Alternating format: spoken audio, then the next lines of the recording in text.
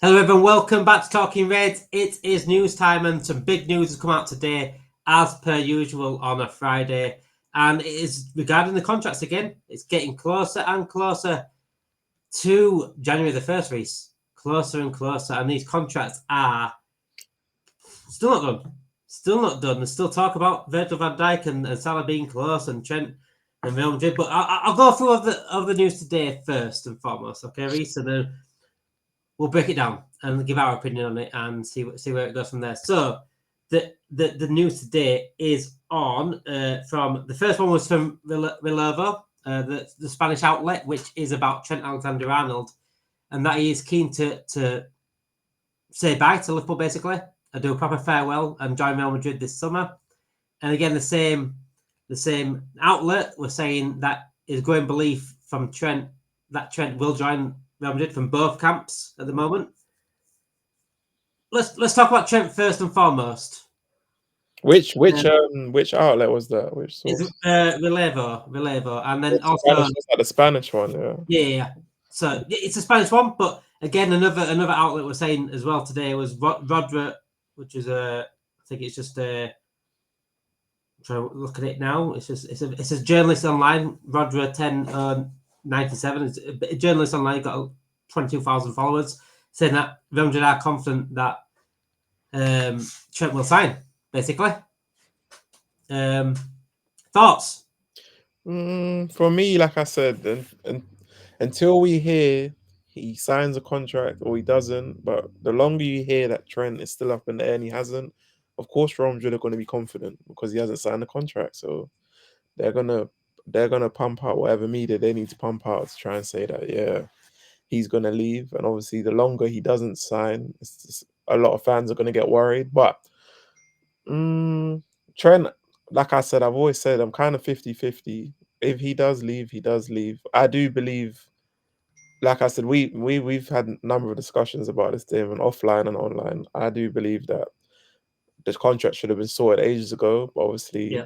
it is what it is. I do believe though that I think Virgil and Salah, I'm not really worried about them, even though it's been took so long. I do believe their contracts are already done. I just don't think it's come out. I think Trent's the one that's more. I'm not sure if that's necessarily going to get done because what he's looking for, I don't even think Virgil and Salah signing new deals is enough. He's looking to see the ambition, the direction of the club. And I do think, like I said, you can't blame him for his head being turned. If he does stay, great. But I've kind of processed in my head if he does go, Do you think he does go. have you slightly accepted him going? Have you slightly accepted him going? I've kind of processed it in my head, yeah, because like I said, out of all of them, Real Madrid are hot on his heels. Whereas I'm not saying there isn't other teams interested in Virgil and Salah, but because of their age, I think they may be at a more balanced place in life where they're more happy to be at Liverpool and just stay there. Yeah. Whereas Trent, like I said, because of his age as well, he might have that thought in his head where he thinks, if I don't go to Real Madrid now, am I ever going to be able to go there? Like I said, in the back of my mind, he is Scouse, so there's a slim chance, but at the same time, with him, I think his one with Real Madrid sniffing around, they should have really definitely got that one wrapped up. But I don't even think that's done. You've heard little murmurings that they've offered this, and then he's rejected that, and then they've offered. The last one I heard is that they offered around 310,000. I haven't heard nothing back from that, but I've kind of put it in my head, like I said, if he does stay, great. But if he does go, like I said, it is what it is. For me, he's got, like I said, I completely understand why he may want to go there. Bellingham's there, it's Real Madrid as well. But he's just got to think deep down in his mind, for me, that depending how you leave, it's not necessarily you leaving, it's how you leave, innit? And if you want to create a legacy, for me, you create a legacy here at Liverpool. You don't create a legacy at Real Madrid. You're one of many, and he'll kind of realize that when he's over there. Because, like I said, he's got all the attributes to be successful, but they're the type of fan base and the success level over there. When things are not going well, it becomes really toxic. So, and like I said, it's all right going over there in terms of Bellingham's over there. Bellingham's not from Liverpool, so he didn't grow up here. If he was just any old person, then fair enough. But your family's here, everything's here. Like I said, I completely understand why he's considering the move, but for Yeah, me, he's got I a feel really the same. Yeah, I feel the same way. Like we're seeing it as a fan point of view, and I'm thinking like I'm a Liverpool fan. Like obviously, Trent's a Liverpool fan. He grew up on Liverpool. Why would you want to leave? If that makes sense, But I sort of understand, like you just said there, we question the ambitions of the club, so the player's going to question it. I've said it myself, but I think it. if you take the I still side with like, yeah, why the fuck are you leaving? It's Liverpool. if you take the bias out of it though, and you say Yeah. it's probably the ambition, and that's the area where we do lack when it comes to our owners, unfortunately. You can't say that though, Reece. You can't say that. A lot of fans Well, don't. you know me, Dame. I'm similar to you. I'm gonna say whatever's on my mind. I'm not really fussed if I upset this one or that one. At the end of the day, it's my opinion. I'm not just gonna say something because that's what everyone else wants to hear. But if you take that out of it, Real Madrid are way more ambitious than Liverpool. I am just getting the other news up at the moment. If anyone's wondering why I'm sort of looking down, it's because I've got a new camera where if I look at the camera, I can't see Reece's face. So if I'm looking this way, it's because I'm looking at Reece. And that it might look like I'm looking at Reece, but actually I'm looking at Reece. So just going through the thing here. Well, according to where is it up here? Chris Bascombe. Yeah, Chris Bascombe, obviously for one second, I had it up a minute ago. Where is it? There he is. So Chris Bascombe from Telegraph has said that Liverpool are relaxed. They're relaxed on all three contracts at the moment. There's no panic just as yet. I get that.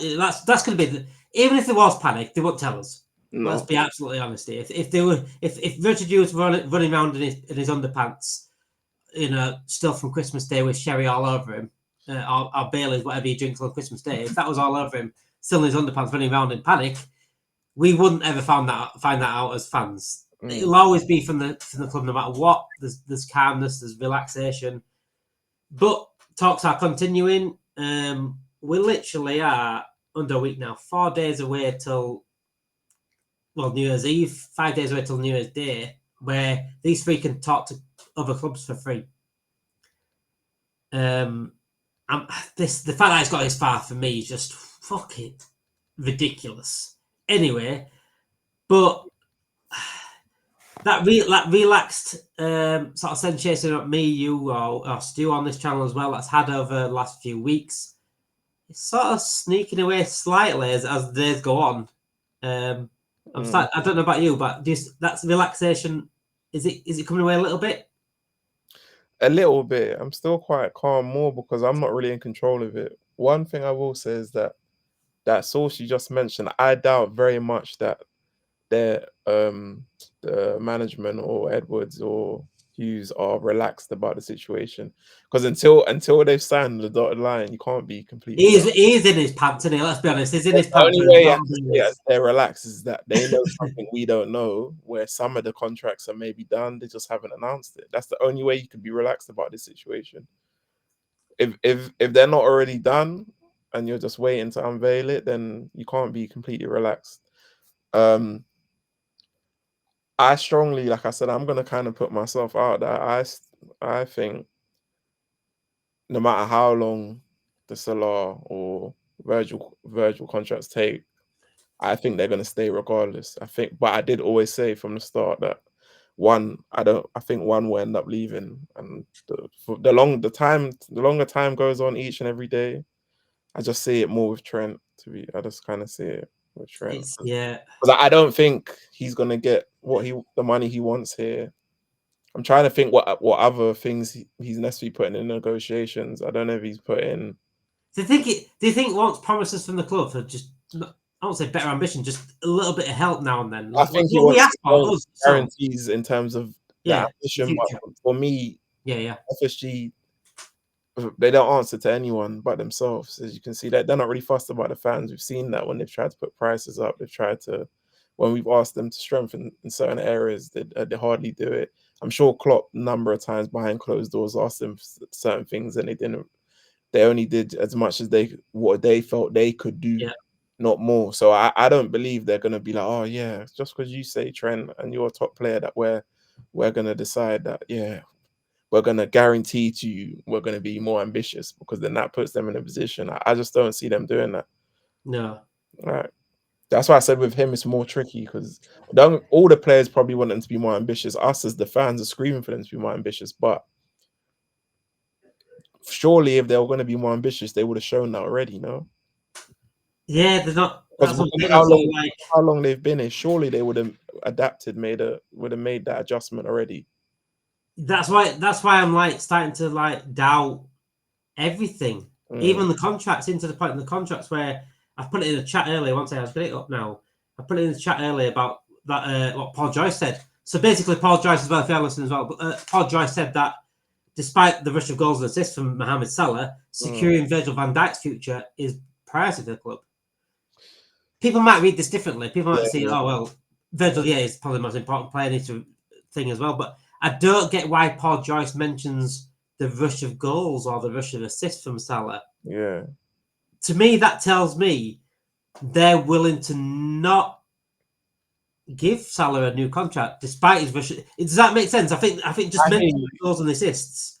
With me though, with Joyce, his angle is he's close to the club, innit? So he's gonna put out things that kind of stick up for FSG or stick up for the owners and certain things like that. Is he preparing us there though for Salah might not get a new contract with that certain what is just said? Maybe so, but I think I'm not worried about that, because for me it's gonna cost them more to replace Salah. That's how I see it. It doesn't make sense if you don't offer him a new deal. Where do you go from there? Because if they're happy, and that's why they're trialing Harvey Elliott at right wing now. But that's not even Elliott's position. For me, you keep Salah, they sign a new deal. Then you've got other guys. You've got Chiesa there. You've got Ben Doak, who could potentially come back. You've got Gordon. You've got guys there that can be underneath. I don't even think we necessarily need to go and get someone. But if you don't give Salah that contract and someone else does buy him, because right now you're not hearing no interest, or right now you're hearing that he wants to be committed to Liverpool. He could get to a point and decide that it will just be this season. I'm fed up, and a Barca might come along, and they're doing really quite well as well. To be fair, I think you're slotting really well there. Obviously, you've got PSG. I don't really think he'll go there. I think if things don't, like I said, they don't sort it out, if it's not done already, or they don't sort out a contract for him, I could see him going to someone like a Barca, because it's a competitive league. You'll still be challenging on all fronts. But like I said, even in the back of my mind, I'm confident that Virgil and Salah's done. If they don't sort that out, it doesn't really make no sense, because the position we're in right now, we're in such a great position. Just for me, just sort of contracts out. Hopefully, get a signing or two in January. That ain't happening. I'm low-key confident that we get at least. I'm low-key confident we get at least one Damon, at least one. No, but we're not allowed to ask for one. I just had it. If you go on my Twitter, I don't know if you follow me on Twitter, guys, but if you go on my Twitter, I've just had basically a guy coming insulting me and things like that, just because I said, why don't we go get another player in January? It's come out of all insults, but it is what it is. For me, when fans do this, when fans do this, I'm gonna say this now. When fans come with insults and start calling you names, then they haven't got a point to make. Because as an adult, as a man, as a fully grown adult, you don't need to swear. You don't need to insult anyone to make your point valid. You've already lost the debate. As soon as you've done that, you've lost the argument. As soon as you've done that, you've lost the argument for me. And then you've shown your immaturity, you've shown your insecurities, and you've shown what kind of person you are online. By the way, this energy doesn't stay the same in real life. I can guarantee that. But I didn't have doubts about Salah before this specific Paul Joyce comment. I didn't. I thought, for me, I've always been thinking Van Dijk and Salah, for me, definitely staying. Trent, I think, probably is going. And I've sort of accepted Trent going a little bit. Not accepted it as in, like, let him go all the best. I've sort of accepted it, like, in my mind, that I've accepted him going and preparing for that. But this whole thing, despite the rush of goals and assists, Van Dijk is the priority of the club. Why is he mentioning Salah there in that, saying, like, it's cryptic, But I don't get why I mentioned Salah. All you get to do is say we're trying to get Virgil's Van Dijk's. I just think it's trying to put a spin on things. It's just it's anytime people think you're in the loop, it's just to make you think, oh, there's this story as well. I'm not really paying attention to that because I think he will get a contract. You've heard a number of things them in negotiations with Salah for them to come out now and say, oh, he's not a priority. Why did you waste all your time before then negotiating?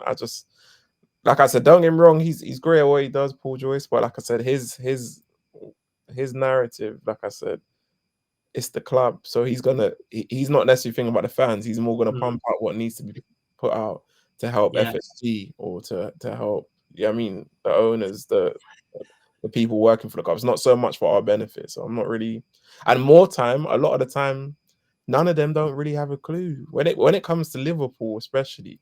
They're not really like, I mean, on top of it a lot of the time. So I'm not even worried about it. I'm just, like I said, just focusing on having a really good season and hopefully they wrap up these contracts. But if they don't, by the way, you know, as fans here, we are questioning the club and what they're doing right now, but we're not enjoying being top at the same time. Like the whole narrative, like people saying, "Oh, because just enjoy being top, just enjoy." But we were top last season. We were top 3 seasons ago. Yeah, and then also it's not easy because any other club in this position, they wouldn't have these issues. That's why it's more frustrating. It's like you can enjoy it, but in the back of your mind, you're like, oh, just say we win the league this season, but you don't sort out these players. This could be just this year, and then you fall off. Whereas if you sort these players out and you go and get who you need to get, we can go on to dominate for the next few years in terms of what's here. There is a scenario where we don't sign him on January, which I don't think it's going to happen because opportunistic doesn't come up. For some reason, we're looking at Ryan Shirky as an option instead of as centre back, left back, or DM. But there's a possibility that we don't sign anyone in January. We fall off. There's a huge possibility because it's happened before. We fall off, and these 3 contracts don't get sorted. That's a huge possibility. And the fact that that is a possibility tells you we have a problem for me. So that shouldn't be a possibility. Especially the 3 contracts. They shouldn't even be in this situation. They shouldn't be 5 days away from speaking to other clubs for free. And if you're accepting that, then that's your prerogative. If you don't accept that sort of mediocrity or standards, that's your prerogative. But I know for a fact Arne Slot won't accept it. Because he wants them to stay, but what can he do? What can he do? It's not up to him to do the contracts. And again, we're like, oh, it's Richard Hughes and Michael Edwards. Richard Hughes and Michael Edwards have only been here since June, July. Yeah, can't put it on them. And you got to remember they're following instructions of what they're following the budget. Whatever budget they have to work within, what kind of rules. Yeah, I mean they have to conduct themselves, and everything comes from FSG anyway. So all this piling on to Edwards and Hughes, they've only just come here. So that, don't get me wrong. Like I said, if we say January or the summer come and we don't really sign no one, then yeah, for me, you'll be looking at Edwards and Hughes like, what you lot doing? Because you've been here a year now. Yeah, definitely. You ain't signed. You see what I'm trying to say? But it's like, well, guys, whatever happens in the next 5 days, we will be covering it all on here, and I'm absolutely certain now we do have an exclusive hopefully next week. I've got a journalist coming on next week for an exclusive. I don't know what about yet. We'll get into that next week though, but right now, please make sure you like this channel, subscribe to the channel, like this video, get notification bells on so we get content out every single day. Hope you've had a great Christmas, and hopefully our new year is brought with 3 new contracts, maybe a signing. Who knows? Thank you for watching. Have a great night, guys, and see you tomorrow.